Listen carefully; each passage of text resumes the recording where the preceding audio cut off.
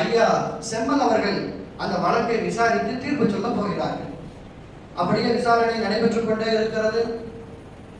அவர் சொன்னாரு, 2 பேரும் குற்றவாளிகள் தான், 2 பேரும் குற்றவாளிகள் தான் அப்படின்னு அந்த தீர்ப்பை மட்டும் சொல்லிட்டு சாப்பிட்றதுக்காக போயிட்டு வர்றேன் அப்படின்னு சொல்லிட்டு இடைவேளை நேரத்தில் சாப்பிட போறாரு. சாப்பிடல.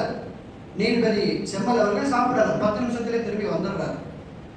வந்தவர் சொன்னாரு, இது போன்றவர்களுக்கெல்லாம் என்ன தண்டனை என்பதனை சொல்லாமல் என்னால் சாப்பிடவே முடியவில்லை என்று சொல்கிறார்.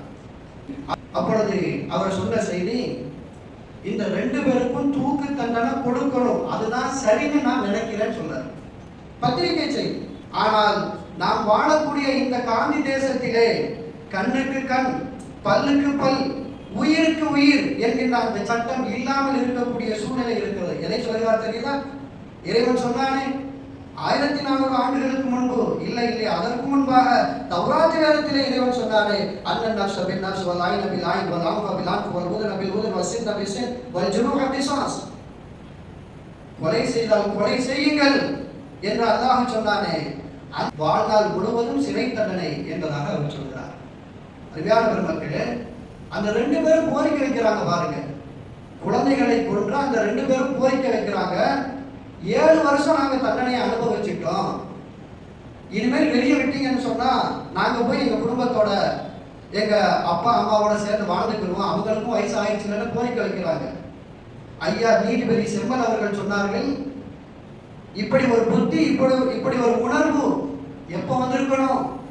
குழந்தைகளை கொலை செய்வதற்கு முன்பதாக அல்லவா வந்திருக்க வேண்டும்.